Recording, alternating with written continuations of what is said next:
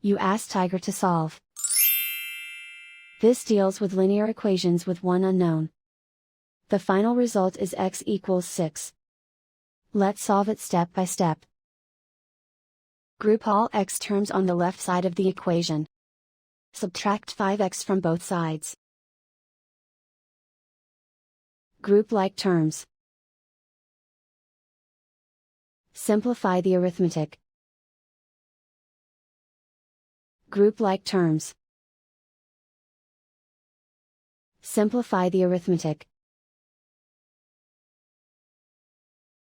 Group all constants on the right side of the equation.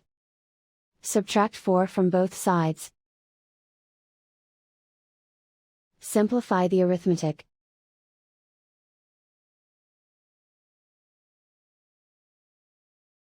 Isolate the x.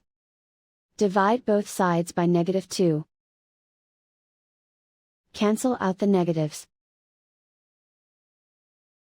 Simplify the fraction. Cancel out the negatives. Find the greatest common factor of the numerator and denominator.